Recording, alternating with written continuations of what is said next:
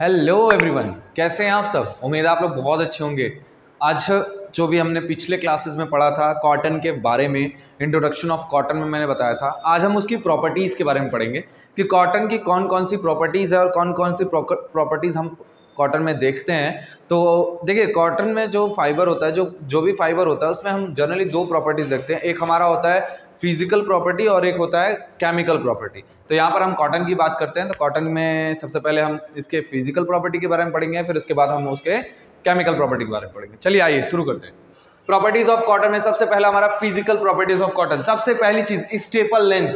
देखिए, लेंथ जो होता है वो दो टाइप्स का होता है, एक स्टेपल होता है, एक फिलामेंट होता है। स्टेपल जो होता है छोटे लेंथ को बोला जाता है, फिलामेंट लंबे वाले लेंथ को फिलामेंट बोलते हैं। याद रखिएगा, मैं जो बोल रहा हूँ उसको ध्यान से समझिएगा। स्टेपल मतलब होता है छोटे छोटे फाइबर्स के लेंथ जो होते हैं उसको स्टेपल बोलते हैं। जब वही चीज बड़े हो जाती है, बहुत लंबी धागे होंगी, तो उसको हम फिलामेंट बोलते हैं। ओके, तो यहाँ पर आपको देख रहे हैं कि वो सबसे पहले मिल रहा होगा स्टेपल लेंथ। स्टेपल लेंथ मतलब जो हमारा कॉटन फाइबर होता है उसकी जो लेंथ होती है वो 1 सेंटीमीटर से 8 सेंटीमीटर के अंदर पाई जाती है। अगर आपने मेरे पिछले वीडियोस को देखा होगा कॉटन से रिलेटेड वाले वीडियो में, तो आपको मैंने बताया था कि ऑस्ट्रेलिया की बेस्ट ऑफ कॉटन पाई जाती है। ऑस्ट्रेलिया में बेस्ट कॉटन पाई जाती है, उसकी जो लेंथ होती है अप्रॉक्स 7 सेंटीमीटर टू 8 सेंटीमीटर होती है, और जो भारत में पाई जाती है उसकी जो लेंथ होती है वो लगभग 3 से 4 सेंटीमीटर के अंदर तक पाई जाती है। बात खत्म। ये हो गया staple length. Okay, fibre fineness. Fineness का मतलब है कि उसकी जो मोटाई है वो कितनी है, फाइबर कितना ज्यादा पतला है, कितना ज्यादा थीन है। जितना ज्यादा पतला होगा, थीन होगा, उसकी स्ट्रेंथ उतनी कम भी हो सकती है। जब मोटा ज्यादा होता है तो उसकी स्ट्रेंथ थोड़ी बढ़ जाती है। लेकिन यहाँ पे फाइननेस का मतलब है कि उसकी थिकनेस पर डिपेंड कर रहा है। थिकनेस मतलब कितना पतला है। तो यहाँ पे जो हमारा फाइबर का जो फाइननेस होता है, मतलब जो थिकनेस होता है वो 3.5 माइक्रॉन टू 10 माइक्रॉन तक होता है। 3.5 माइक्रॉन टू 10 माइक्रॉन तक होता है। उसकी थिकनेस की बात हो रही है। थिकनेस मतलब जो हमारा थ्रेड होता है ना, थ्रेड है, जैसे थ्रेड है तो थ्रेड की इसकी बात हो रही है, इसकी थिकनेस की बात हो रही है। थिकनेस मतलब कितना मोटा है या पतला है। ठीक है, बात करते हैं इसकी डेंसिटी। तो कॉटन की जो डेंसिटी होती है वो होती है 1.54 ग्राम पर सेंटीमीटर क्यूब। ये देखिए, ये चीज़ें जो होती है ना, थोड़ी थोड़ी चीज़ें आपको रटनी पड़ेगी क्योंकि वो चीज़ें आपसे पूछी जाती हैं। डेंसिटी का मतलब होता है घनत्व। घनत्व मतलब कितना ज़्यादा वो घना है, कितना ज़्यादा वो डेंस है। डेंस मतलब कितना ज़्यादा घना है, घना घना होना। जैसे सॉलिड जो होता है, जो सॉलिड होता है वो बहुत ज़्यादा घना होता है एज कंपेयर टू गैस और लिक्विड। ओके, तो ये चीज़ें आपको पढ़े होंगे क्लास 9th के सिलेबस में, मैटर, ये सब सारी चीज़ें आपको डेंसिटी समझ में आएगी। बात करते हैं मॉइस्चर एब्जॉर्बेंसी। मॉइस्चर एब्जॉर्बेंसी क्या होता है? सबसे पहली चीज़ तो ये, तो मॉइस्चर एब्जॉर्बेंसी एक ऐसा प्रोसेस होता है या फिर एक ऐसा चीज़ होती है जिसमें हम क्या करते हैं, मॉइस्चर मतलब मॉइस्चर एब्जॉर्बेंसी का मतलब है कि जब धागा हमारा रहता है तो हमारे एटमॉस्फेयर से कितना ज़्यादा वो वाटर एब्जॉर्ब कर सकता है, उसको हम बोलते हैं मॉइस्चर एब्जॉर्बेंसी। देखिए मैं क्या बोल रहा हूँ, मॉइस्चर एब्जॉर्बेंसी क्या होता है कि जब जो हमारा फाइबर होता है वो एटमॉस्फेयर से कितना वाटर एब्जॉर्ब कर रहा है उसको हम बोलते हैं, उसको जो रिकॉग्नाइज करते हैं उसको हम क्या बोलते हैं, मॉइस्चर एब्जॉर्बेंसी बोलते हैं। तो जो कॉटन की मॉइस्चर एब्जॉर्बेंसी होती है मोस्टली 8 to 8.5 होती है, आप 8% बोल सकते हो। मतलब जो हमारा कॉटन होता है वो 8% मॉइस्चर एब्जॉर्ब करता है। लेकिन अगर मैक्स देखा जाए, मैक्स देखने का मतलब अगर बारिश वगैरह ज़्यादा हो गई तो वो लगभग 15 से 20% तक मॉइस्चर एब्जॉर्ब कर सकता है। अगर नॉर्मल टेम्परेचर पे रहेगा तो 8% तक मॉइस्चर एब्जॉर्ब करता है। अगर आपने बारिश वगैरह हो गई तो हमारे एटमॉस्फेयर से वो ज़्यादा से ज़्यादा 15 से 20% तक मॉइस्चर को एब्जॉर्ब कर सकता है।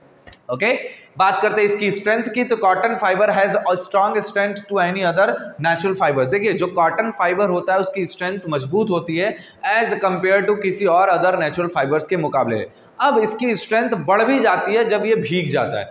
कॉटन फाइबर को अगर आप भिगा देते हो या कॉटन का जो भी धागा है अगर उसको भिगा देते हैं तो उसकी जो स्ट्रेंथ होती है वो 15 से 20% तक बढ़ जाती है। मतलब वो मजबूत हो जाता है, भीगने पर वो जो कॉटन है वो मजबूत हो जाता है। ऐसा है, याद रखिए स्ट्रेंथ इसकी। बात करते हैं एलोंगेशन। एलोंगेशन का मतलब होता है कि किसी भी धागे को एलोंगेट करना। एलोंगेट का मतलब है जो दो धागे होते हैं, दोनों धागों को पकड़ेंगे, दोनों धागों को जब हम पकड़ेंगे और उसको खींचेंगे तो हमारे जो धागे होते हैं, धागे बढ़ जाते हैं, अपनी लेंथ को क्या कर देते हैं, बड़ा कर देते हैं। जो उस लेंथ को जब हम बड़ा कर देते हैं उसको बोलते हैं एलोंगेट होना। मतलब कोई भी धागा है, अगर उस धागे को हम खींच दिए, ये धागे को जब हम खींच रहे हैं तो ये एलोंगेट हो रहा है और एक पोजीशन पे जाने के बाद ये टूट जाएगा। तो ये जितना एलोंगेट हुआ, जितना ये फैला, जितना ये स्ट्रेच हुआ, इसी को बोलते हैं एलोंगेशन। ठीक है। तो इस एलोंगेशन क्या होता है, cotton fibre elongate at break is 5 to 10%, मतलब जो हमारा कॉटन फाइबर होता है उसको जब हम खींचेंगे तो वो 5 से 10% अपने लेंथ से खींच जाएगा और उसके बाद वो टूट जाएगा। समझ में आया? मतलब वो उसको खींच सकते हैं, खींच कितना सकते हैं, 5% 10% तक आप खींच सकते हैं, फिर उसके बाद वो टूट जाएगा।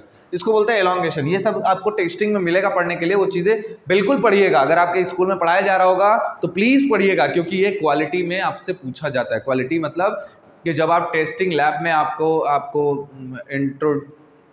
जब आपका टेस्टिंग लैब में इंटरव्यू होगा तो ये सारी चीज़ें पूछी जाती है कि भाई एलोंगेशन क्या होता है, स्ट्रेंथ क्या होता है, कॉटन फाइबर का स्ट्रेंथ कब बढ़ता है कब घटता है, तो ये सारी चीज़ें पूछा जाता है, तो आपको पता होना चाहिए। बात करते हैं इसकी रेजिलेंसी की। रेजिलेंसी का मतलब होता है कि मतलब अगर मान लीजिए किसी चीज़ को हम, जैसे मान लीजिए मैं एक चीज़ पूछता हूँ आपसे, आप एक शर्ट ले लीजिए, शर्ट को एकदम सिकुड़ा के एकदम छोड़ दीजिए, मतलब शर्ट जो होता है, शर्ट को एक साथ ऐसे इकट्ठा करके मोड़ लीजिए, मोड़ने के बाद उसको छोड़ दीजिए, तो अपने एक्चुअल पोजीशन में वापस आ सकता है या नहीं आ सकता, ये चीजें होती है रेजिलेंसी।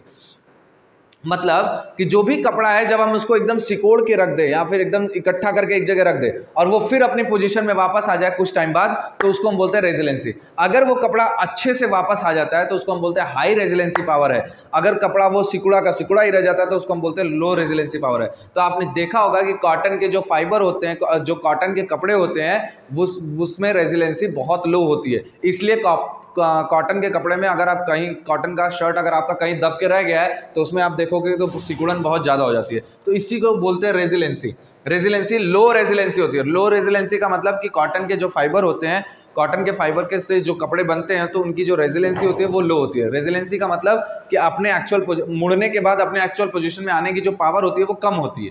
बात करते हैं इसके श्रिंकेज की। तो श्रिंकेज का मतलब होता है सिकुड़न। श्रिंकेज का क्या मतलब होता है, सिकुड़न। अब सिकुड़न कैसा सिकुड़न, जैसे मान लीजिए कि आप कपड़े आप नया घर से दुकान से कपड़े खरीद कर आते हैं, फिर उसको जब हम वॉश करते हैं तो क्या होता है, कपड़ा जो होता है थोड़ा सा छोटा हो जाता है, पता चलता है इधर से छोटा हो जा रहा है, पता चलता है इधर से छोटा हो जा रहा है। तो ऐसा क्यों होता है? ऐसा इस वजह से होता है कि जब हम कपड़े को वीव करते हैं, वीव कर मतलब जब हमारा कपड़ा लूम पर होता है तो वह बहुत ज़्यादा टेंशन में वीव होता है। बहुत ज़्यादा टेंशन में मतलब धागे जब धागे से कपड़े बनते हैं तो वो जो धागे होते हैं बहुत ज़्यादा टेंशन में होते हैं। अब वैसा ही टेंशन में आपको कपड़े दे दिए जाते हैं। जैसे ही वो पानी के अंदर भिगोते हैं आप, तो वो पानी के अंदर आने पर अपने आप को फ्रीली फील करवाते हैं और उसका जो मतलब अपने आप को एकदम एक तरीके से फ्री महसूस करते हैं। और फ्री होने के बाद जहां उनको सेटल मिलता है वहां पे वो सेटल हो जाते हैं और आपका कपड़ा इधर से स्ट्रेच हो जाता है, इधर से कम हो जाता है, इधर से ज़्यादा हो जाता है, इधर से ऐसा, मतलब वो एक तरीके से अपनी पोजीशन को चेंज कर देते हैं, जिसकी वजह से उनकी जो श्रिंकेज होती है, जो कॉटन फाइबर की श्रिंकेज होती है, वो बहुत ज़्यादा होती है फर्स्ट वॉश में। फर्स्ट वॉश का मतलब कि अगर आप कपड़ा मार्केट से खरीद के ला रहे हैं और उसको धुलते हैं तो फिर उसके बाद उसमें चढ़ने के मतलब कपड़ा छोटे होने का चांसेस ज़्यादा उस टाइम ज़्यादा होता है। फिर उसके बाद वो श्रिंकेज बहुत रेयर होता है। ये होता है श्रिंकेज का प्रॉपर्टी। श्रिंकेज मतलब देखिए यहाँ पे लिखा मैंने, फर्स्ट वॉश श्रिंकेज होता है। फर्स्ट वॉश श्रिंकेज मतलब जब कपड़ा आप खरीद के लाते हो तो उसमें श्रिंकेज की प्रॉपर्टी होती है। श्रिंकेज का मतलब होता है कपड़ा का लेंथ या चौड़ाई या ये मतलब एक तरीके से वो सिकुड़ जाना, छोटा हो जाना। ऐसा आप देखा है कपड़े कॉटन के, जब भी हम कपड़े खरीदते हैं तो कुछ टाइम वॉश करने के बाद वो जो भी हमारी लेंथ होती है उससे वो लेंथ छोटी हो जाती है, उसको बोलते हैं श्रिंकेज। समझ में आया होगा? रेजिलेंसी में डिफरेंस समझ में आया? रेजिलेंसी और श्रिंकेज में डिफरेंस है। रेजिलेंसी का मतलब सिकुड़न है, सिकुड़न से अपने पोजीशन में वापस आने के पावर को हम रेजिलेंसी बोलते हैं। श्रिंकेज क्या होता है, फर्स्ट वॉश। श्रिंकेज मतलब कि छोटा हो जाना कपड़े का। इफेक्ट ऑफ हीट, तो देखिए कॉटन पे तो उतना इफेक्ट ऑफ हीट का नहीं प्रभाव पड़ता क्योंकि कॉटन के कपड़े पे हम प्रेस कर सकते हैं, लेकिन जब आप प्रेस बहुत ज़्यादा हाई टेम्परेचर पे करेंगे तो आपको स्क्रॉच मिलेगा। स्क्रॉच नाम का एक मार्क मिलता है। स्क्रॉच मार्क का मतलब कि आप जैसे मान लो कॉटन के कपड़े पे प्रेस कर रहे हो, अब ज़्यादा टाइम तक रख देते हो तो आप देखते हो एकदम चमकीला सा एक चमकीला सा एक लाइन बन जाता है, चमक आ जाती है, उसमें चमक आ जाती है, उसको बोलते हैं स्क्रॉच मार्क। ये होता है आपका टेम्परेचर जब हम बहुत ज़्यादा बढ़ा देते हैं तब। ये है, this is all about physical property of cotton. अब हम बात करते हैं केमिकल प्रॉपर्टीज। देखिए जैसा कि आपको पता होगा कि जब हम डाई, कॉटन का डाई करते हैं तो आपको केमिकल प्रॉपर्टीज के बारे में भी उसके पता होना चाहिए। ये नहीं कि पता चला हम एसिड ही जानबूझ के मिला रहे हैं तो मज़ा आ जाएगा, फिर उसके बाद आपका पूरा डाई खराब हो जाएगा, पूरा कपड़ा खराब हो जाएगा। तो मजे के लिए काम नहीं करते, कुछ पढ़ के भी काम करना पड़ता है। केमिकल प्रॉपर्टीज, सबसे पहली चीज एक्शन ऑफ एसिड। जब भी हम कॉटन फाइबर को एसिड के साथ रिएक्ट करवाते हैं तो वो एसिड हमारे कॉटन फाइबर को डैमेज कर देता है। अगर वो एसिड स्ट्रांग है तो बहुत ज़्यादा स्ट्रांग अगर एसिड है, मतलब स्ट्रांग एसिड, अगर बहुत ज़्यादा भी नहीं, अगर स्ट्रांग एसिड आप यूज़ करते हो तो स्ट्रांग एसिड हमारे कॉटन फाइबर को क्या कर देता है, डैमेज कर देता है। हाँ, डाइल्यूट एसिड आप यूज़ करते हो, जैसे for example acetic acid, formic acid, ये सब एसिड लो क्वांटिटी में यूज़ कर सकते हैं, लेकिन अगर आप चाहो कि HCl, H2SO4 ये सब एसिड यूज़ कर ले तो ये पॉसिबल नहीं है। ये आपके फाइबर को डैमेज कर देता है, कॉटन फाइबर को डैमेज कर देता है, ये याद रखिएगा, एसिड कॉटन को डैमेज करता है। एक्शन ऑफ एल्कली, एल्कली कोई मतलब ज़्यादा मायने नहीं रखता, एल्कली हमारा मतलब एल्कली हमारे कॉटन के फाइबर पे ज़्यादा इफेक्टिव नहीं होता। तो यहाँ पे लिखा हुआ है alkali are not harmful for cotton fibre, cotton fabric या कॉटन फाइबर। तो एल्कली जो होता है वो कॉटन फाइबर के लिए ज़्यादा हार्मफुल नहीं होता। अब आप ध्यान से समझिएगा, एल्कली जो होता है, वो जो एल्कली होता है आपने यूज़ किया होगा जब आप कास्टिक वगैरह जब मिलाते हैं, जब हम स्कोरिंग प्रोसेस करते हैं, जब हम स्कोरिंग प्रोसेस करते हैं तो आप देखे होंगे कि स्कोरिंग प्रोसेस करते टाइम हम क्या करते हैं, कपड़े को वॉश करते हैं तो क्या लगाते हैं, कास्टिक लेते हैं, सोडा ऐश लेते हैं, सोप लेते हैं, तो ये सब क्या एल्कली है ना। अगर इतना ही अगर एल्कली से हार्मफुल होता तो कॉटन फाइबर को हम स्कोरिंग क्यों करते। तो इसलिए एल्कली जो होता है वो हमारे कॉटन फैब्रिक के लिए, कॉटन फाइबर के लिए हार्मफुल नहीं होता, लेकिन एसिड हमारे लिए हार्मफुल होता है। और एक मैंने वर्ड आपको बता देता हूँ यहाँ पे, कार्बोनाइजिंग, ये क्या होता है ये आप ढूंढ के मेरे को कमेंट करिएगा, कार्बोनाइजिंग प्रोसेस क्या होता है। बात करते हैं यहाँ पर एक्शन ऑफ ब्लीच। देखिए ब्लीच करते क्यों है, ब्लीच करते हम इसलिए हैं क्योंकि नेचुरल जो कलर्स होते हैं, जो हमारे फैब्रिक के अंदर या फाइबर के अंदर जो नेचुरल कलर होता है, नेचुरल कलर मतलब कुछ कॉटन ऐसे होते हैं जो कि येलोइश टाइप के होते हैं, कुछ कॉटन ऐसे होते हैं जो कि थोड़ा सा डल टाइप के होते हैं, कुछ कॉटन ऐसे होते हैं जो व्हाइट कलर के होते हैं। तो अगर हमें प्योर व्हाइट चाहिए तो उसके लिए हम क्या करते हैं, ब्लीच प्रोसेस करते हैं। अगर आप कॉटन फैब्रिक पे या कॉटन फाइबर पे बहुत ज़्यादा ब्लीच क्वांटिटी यूज़ करेंगे तो उसकी स्ट्रेंथ कम हो जाती है, मतलब कॉटन फाइबर की स्ट्रेंथ जो होती है, कॉटन फैब्रिक जो होता है वो स्ट्रेंथ उसकी कम हो जाएगी। मतलब कि अगर मान लीजिए आप कपड़ा है, अब कपड़े को आप सोच रहे हो कि नहीं बार बार हम सफ़ेद कपड़ा पहने, अब पता चला यहाँ पे दाग लग गया तो फिर आप ब्लीचिंग कर दिए, फिर दाग लग गया फिर ब्लीचिंग कर दिए, तो कपड़े की जो स्ट्रेंथ होती है ना वो कमजोर हो जाती है, कुछ टाइम बाद कपड़ा आपका फटने लगेगा। क्लियर। ये ज़्यादा एक्सेस अमाउंट में यहाँ पे लिखा हुआ है ना, एक्सेस अमाउंट ऑफ ब्लीच में affected on strength of cotton, cotton के फाइबर को या फैब्रिक पर स्ट्रेंथ पर ये इफेक्ट करता है अगर आप ज़्यादा अधिक मात्रा में ब्लीच यूज़ करेंगे तो। एफिनिटी ऑफ डाई, तो जो हमारा कॉटन फाइबर होता है वो कुछ डाइस पर एफिनिटी अपना दिखाता है, कुछ डाइस पर एफिनिटी नहीं दिखाता। तो जो डाई पर एफिनिटी दिखाता है, good affinity for direct, reactive, vat, azoic, basic etcetera, these are the dyes which are used for cotton fabric to dye the cotton fabric. They are very simple to dye the fabric of cotton. ठीक है, ये इन सारी die से बहुत simply तरीके से हम die कर सकते हैं फैब्रिक को। आप देख रहे होंगे कि डायरेक्ट डाई के बारे में भी मैंने बताया है, रिएक्टिव, वेट, एजोइक के बारे में नहीं बताया, इसको भी बताना है, मैं इस पर काम कर रहा हूँ, इसको भी बताऊंगा मैं। बेसिक डाई के बारे में मैंने बता दिया, कॉटन फाइबर पर डाई करते हैं। Effect of mildew and moth, देखिए effect of mildew and moth का मतलब है कि जैसे मान लीजिए आप कपड़े को, तो आपने बहुत देखा होगा, आपने देखा होगा, ये सारी चीज़ें आपने देखी है, बस आपको उस चीज़ का उस टाइम पता नहीं होता।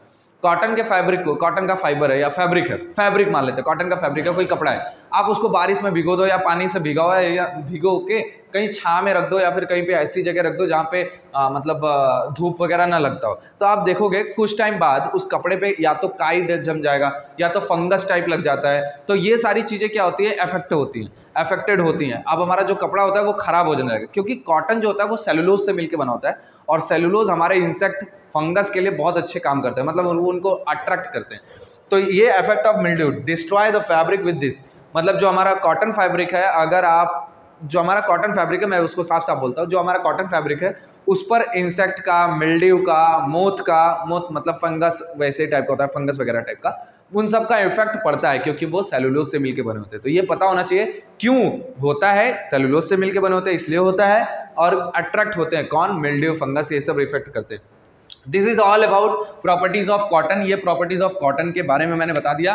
अगर आपको ये वीडियो अच्छा लगा तो प्लीज़ वीडियो को लाइक करिएगा, चैनल को जितना हो सके सब्सक्राइब करिए, और वीडियोस को स्टार्ट से लेकर एंड तक देखा करिए, क्योंकि हम जो भी बात करते हैं ये जरूरी नहीं है कि मैं इस पर लिख पाऊंगा, क्योंकि जगह बहुत कम होती है। और दूसरी चीज़ है कि अगर आपको टेक्सटाइल से रिलेटेड कोई भी क्वेश्चन होगा तो आप प्लीज़ मेरे वीडियो में कमेंट कर सकते हैं, और मेरे इंस्टाग्राम पे आप मेरे को मैसेज कर सकते हैं। ओके, थैंक यू, जय हिंद।